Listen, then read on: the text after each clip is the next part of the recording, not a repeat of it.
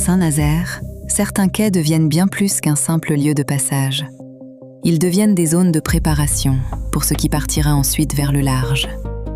Sur les parkings du port, les mâts et les rotors attendent encore au sol. Alignés, immobiles, ils donnent déjà la mesure de ce qui se prépare. Mais leur destination, elle, se trouve déjà en mer.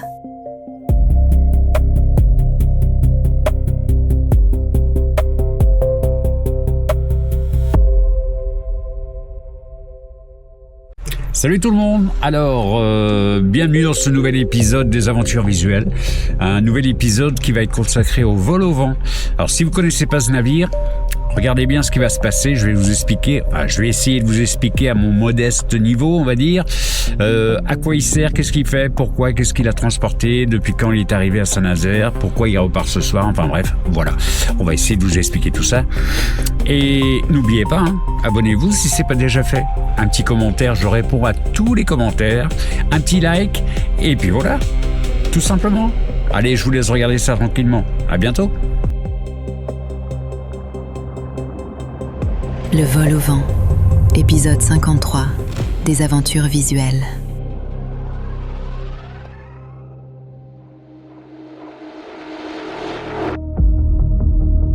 Tout commence le 30 avril 2025. Ce jour-là, le vol au vent fait son entrée à Saint-Nazaire. Dans un port déjà marqué par la présence des éléments d'éoliennes, sa silhouette s'impose peu à peu. Plus qu'un simple navire de travail, il vient prendre place dans une mécanique déjà tournée vers le large. À cet instant, rien ne dit encore combien de fois il reprendra la mer, ni que cette arrivée marquera le début d'un cycle entre le quai et le parc éolien de Noirmoutier et de l'Île-Dieu.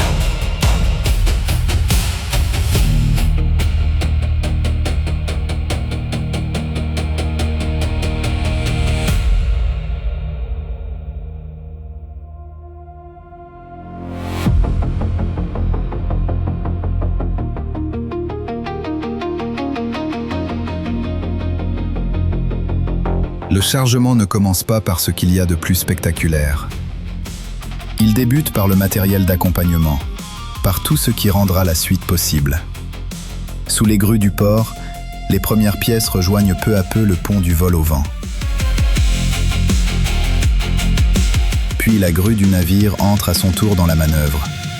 Le relais s'organise, précis, méthodique, sans précipitation. Rien n'est laissé au hasard. Le moindre détail participe à la préparation du départ.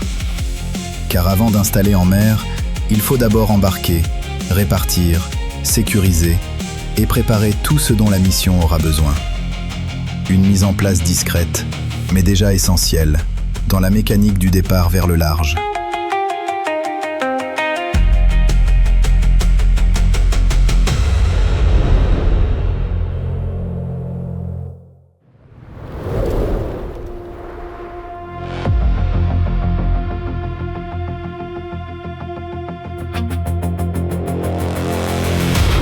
Puis vient le moment où le chargement change véritablement d'échelle.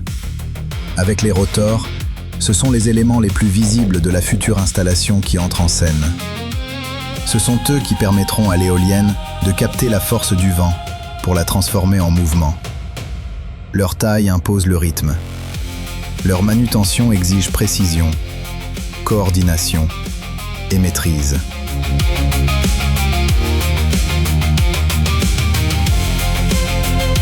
À bord du vol au vent, la mission prend alors une forme beaucoup plus concrète. Ce qui se préparait encore à quai commence désormais à ressembler au chantier du large.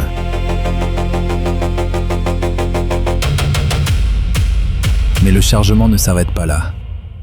Le lendemain, une nouvelle étape attend le navire.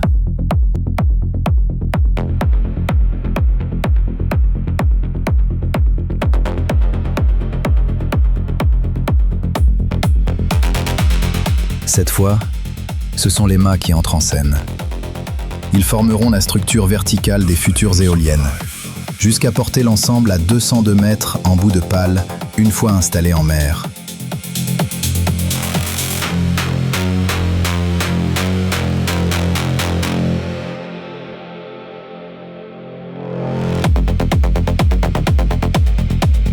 Leur taille, leur poids et leur encombrement imposent, là encore, une précision absolue.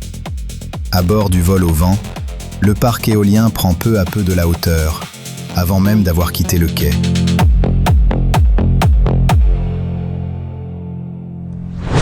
Le chargement s'achève par les pales. Avec leurs 81,4 mètres de long, elles comptent parmi les éléments les plus spectaculaires de l'éolienne.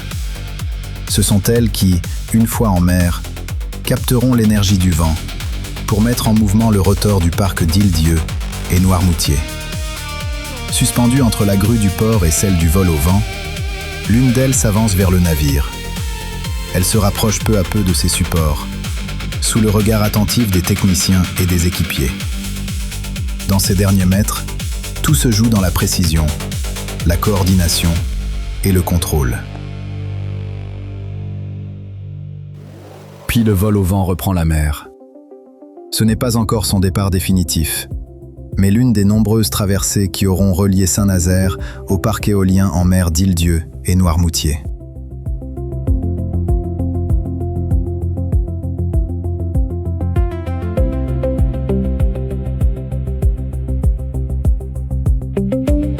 En théorie, 16 repassions auraient suffi.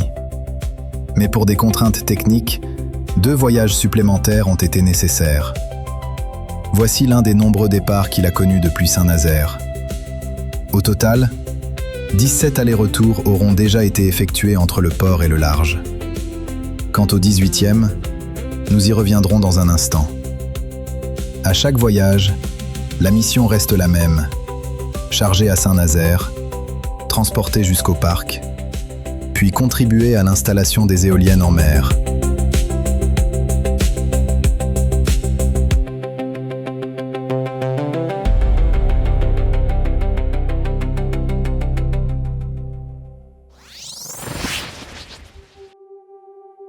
Le 10 avril 2026, le soir tombe sur Saint-Nazaire.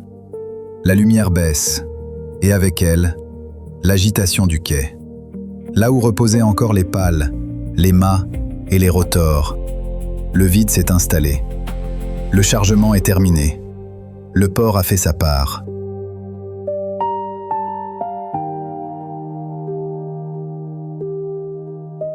Dans les bassins, le vol au vent attend encore. Face à lui, une dernière traversée se prépare. Car cette fois, ce n'est plus un départ parmi d'autres. C'est le 18e, le dernier. Le 10 avril 2026, dans la nuit, le vol au vent quitte Saint-Nazaire pour la dernière fois. Ce départ n'est plus une rotation parmi d'autres. C'est le 18e voyage du navire vers le parc éolien en mer d'Île-Dieu et Noirmoutier. Dans l'obscurité, sa sortie des bassins prend une dimension plus discrète, presque mystérieuse. Et avec elle, s'achève la longue série d'allers-retours qui aura relié le port au large pendant toute la durée du chantier.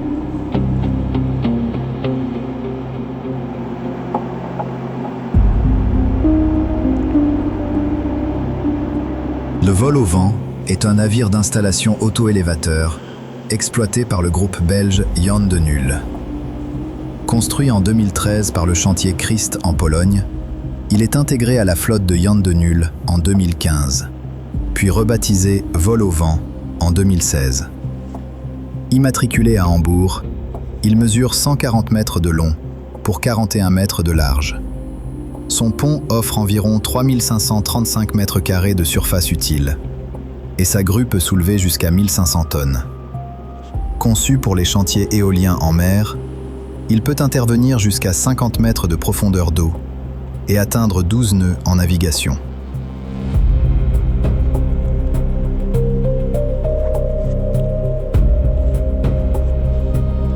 Cette fois, le vol au vent ne quitte pas seulement le port. Il laisse derrière lui des mois de rotation, de manœuvres et de chargements qui auront relié Saint-Nazaire au parc éolien en mer d'Île-Dieu et de Noirmoutier. D'avril 2025 à avril 2026, le navire aura aussi fait partie du décor portuaire, de ces silhouettes devenues familières à force de présence. Dans la nuit, sa silhouette s'efface, mais la trace de sa mission elle, demeure.